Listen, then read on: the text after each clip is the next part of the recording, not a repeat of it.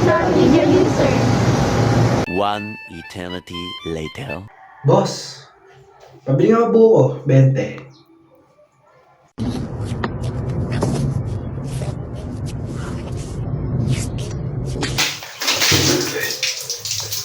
Tara! Samahan nyo kaming tanungin ang mga kapwa naming Consolanians at alamin kung paano nga maging isang responsableng digital media user.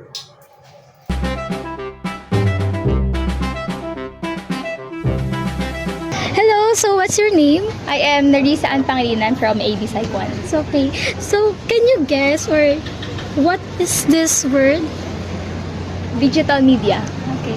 So that's correct. Oh, so based on that, do you have a prior knowledge about digital media, or what do you think digital media is?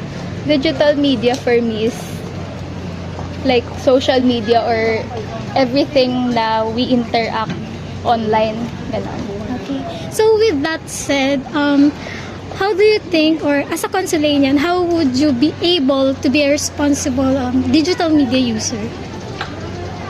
For us to be a responsible user of the digital media, we should always be cautious and think of what other people may feel, or we should always consider other people first before posting or putting it, all our ideas out there in the digital world.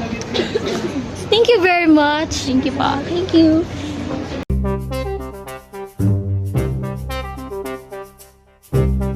So, can I ask what is your name? Rex Bradcliffe Ardesis. Okay. So, what do you think the word is from this one? Probably digital media based on the missing letters. Okay, so that's correct. So, based on this one, what do you think digital media is? Digital media probably means anything digital, so that ranges from YouTube videos, social media, Facebook, Instagram, things like that. Okay, so based from that information that you have stated, how do you think you would be responsible on being a digital media user? Being a digital media a responsible digital media user probably means giving, because we live in an age where our platform encourages reposting posts from other people. So probably part of being a responsible digital media user is giving credits to the original owner Creators. of the original post. So, thank you so much.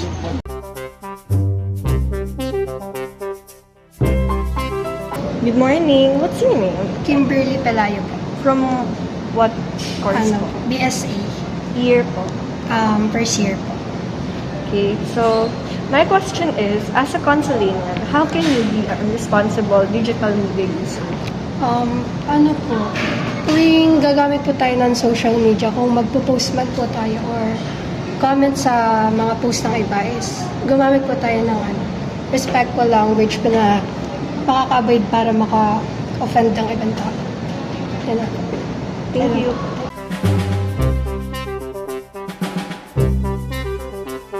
So hello po, what's your name po? Gabriel Villanueva, Year and course. BSH M2B.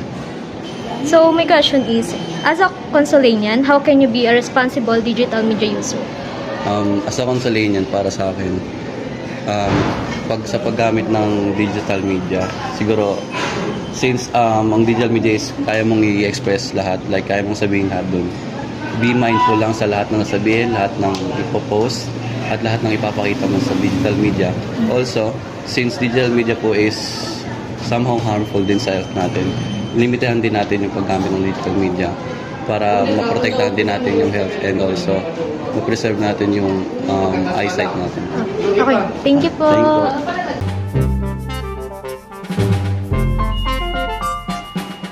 Good morning po. What's your name, year and course? My name is Nico. I'm third year in Law Construction and HM student. So my question is, as a Consolanian, how can you be a responsible digital media user? My think is to verify every news in the social media, lalo na ngayon dahil madaming fake news sa kumakalat sa social media, and also to click before you think. para alam niyo kung ano yung mga bagay na ano natin, na nasasabi natin sa internet. Yun lang. Thank you po. So guys, we hope you learned more about on being a responsible digital media user. Thank you. Thank you.